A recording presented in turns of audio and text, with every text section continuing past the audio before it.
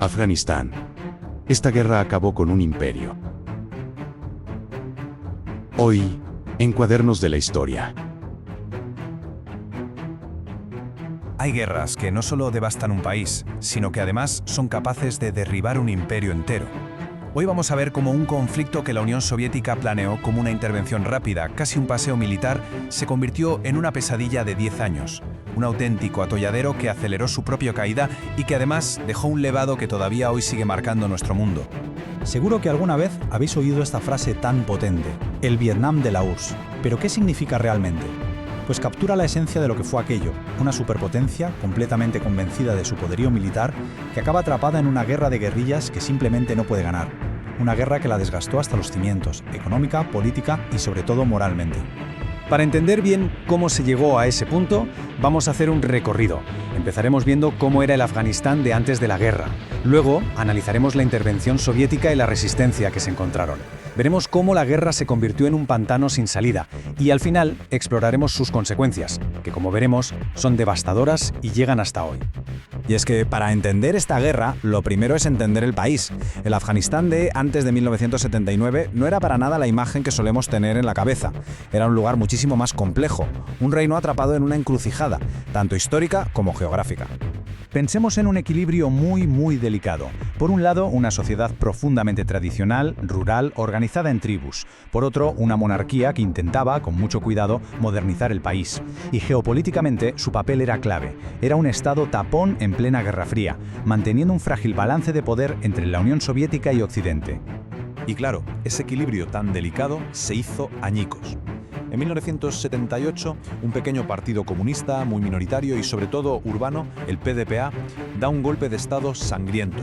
Fue la llamada Revolución de Saúl, la chispa que lo incendió todo. El nuevo gobierno comunista intentó imponer a la fuerza una agenda de reformas súper radicales, pero lo hizo sin entender y sobre todo sin respetar las tradiciones del país. El resultado, una resistencia brutal en las zonas rurales que no veían a Kabul como un liberador, sino como una amenaza directa a su forma de vida, a sus tierras y a su fe. Así que la insurrección no paraba de crecer y el gobierno de Kabul se desmoronaba. Y esta crisis interna fue lo que provocó que una superpotencia decidiera mover ficha, llevándonos al momento clave de toda esta historia, la intervención soviética. Esta es la pregunta del millón, ¿verdad? ¿Por qué el Kremlin tomó esa decisión fatídica de enviar a su ejército? Bueno, no fue un capricho. Respondía a miedos estratégicos muy reales, vistos, claro, desde la lógica implacable de la Guerra Fría. Para Moscú, el escenario era una auténtica pesadilla. Les aterrorizaba la idea de perder un gobierno aliado justo en su frontera sur. Les daba pánico que la inestabilidad islamista se contagiara a sus propias repúblicas de Asia Central. Y, por encima de todo, no podían permitir que su gran rival, Estados Unidos, se aprovechara del caos para poner un gobierno hostil a las puertas de la URSS. Así que hicieron un cálculo que, visto hoy, fue un error catastrófico. El plan parecía simple sobre el papel. Una intervención rápida para estabilizar el gobierno, colocar a un líder más dócil y competente y retirarse en cuestión de meses. Subestimaron por completo la que se iba a liar con la presencia de tropas extranjeras en suelo afgano. La llegada de miles y miles de soldados soviéticos tuvo un efecto inmediato. Transformó lo que era una insurrección interna en una guerra de liberación nacional y religiosa. Y esto dio origen a la fuerza que iba a definir todo el conflicto, los mujahidines. Y ojo, es importantísimo entender esto. Los mujahidines no eran un ejército unificado ni mucho menos. Eran una mezcla de facciones a menudo rivales entre sí, que solo estaban unidas por una cosa, un enemigo común, el invasor soviético. Una unidad muy frágil que, como veremos, no duró mucho después de la victoria. Y así es como una resistencia local se convierte en una guerra global por delegación, una guerra proxy. Pakistán sirvió de base de operaciones, Arabia Saudí puso el dinero y la ideología, y Estados Unidos, a través de la famosa Operación Ciclón de la CIA, metió armas y entrenamiento con un objetivo clarísimo, desangrar a la URSS en su propio Vietnam. Con la resistencia armada hasta los dientes y con financiación de medio mundo, el escenario estaba listo para que la Operación Relámpago de la Unión Soviética se convirtiera en un atolladero larguísimo y muy sangriento. El conflicto se convirtió en un ejemplo de libro de lo que es una guerra asimétrica.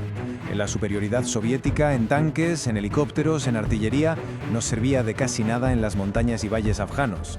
Los mujahidines conocían cada palmo del terreno, tenían el apoyo de la gente del campo para esconderse y además recibían un río constante de armas por la frontera con Pakistán. y la guerra empezó a pasar una factura terrible. Oficialmente, más de 14.000 soldados soviéticos murieron y decenas de miles volvieron heridos. Era un goteo constante de ataúdes que llegaban a la URSS en secreto. Y eso fue minando la moral de un país que no entendía por qué sus hijos morían en una tierra tan lejana. En el cambio de guión llegó con un nuevo líder en el Kremlin, Mikhail Gorbachev. Él estaba centrado en reformar una Unión Soviética que ya estaba en crisis y entendió perfectamente que Afganistán era un lastre insostenible. Su descripción de la guerra como una herida sangrante lo decía todo. Era hora de buscar una salida. El proceso no fue de un día para otro, pero sí fue decidido. Después de años de negociaciones, en 1988 se firman los Acuerdos de Ginebra, que ya ponían fecha para la salida. Y finalmente, en febrero de 1989, casi 10 años después de entrar, el último soldado soviético cruzaba el puente de vuelta a casa. Para la Unión Soviética, la guerra había terminado. Pero para Afganistán lo peor estaba por llegar. La retirada soviética no trajo la paz, sino que desató una nueva fase de violencia todavía más destructiva si cabe. El gobierno comunista aguantó unos años, pero sin el apoyo soviético estaba condenado. Cuando cayó en el 92, las facciones mujahedines, que antes luchaban juntas, se lanzaron a una guerra civil brutal por el control del país. Y de ese caos, de esa anarquía y de esa destrucción surgió una fuerza nueva: los talibanes. Volvamos un momento a la comparación con Vietnam. Las similitudes, desde luego, saltan a la vista. Una superpotencia atrapada en una guerra de guerrillas que no puede ganar. Pero las diferencias son igual de importantes. Después de la guerra, Vietnam se unificó. Afganistán, en cambio, se desintegró en una guerra civil. Y quizá la diferencia más grande: Estados Unidos sobrevivió a su trauma, pero la guerra de Afganistán fue uno de los últimos clavos en el ataúd de la Unión Soviética. El legado de esta guerra es demoledor y se proyecta en 3 direcciones. Para Afganistán significó el inicio de un ciclo de violencia que en realidad dura hasta hoy. Para la Unión Soviética fue un factor clave que aceleró su desintegración. Y para el mundo fue la creación del caldo de cultivo del yihadismo global, cuyas redes se forjaron en esas montañas y marcarían la historia del siglo XXI. Y todo esto nos deja con una pregunta final, una reflexión que va más allá. La Unión Soviética tropezó en el llamado cementerio de imperios.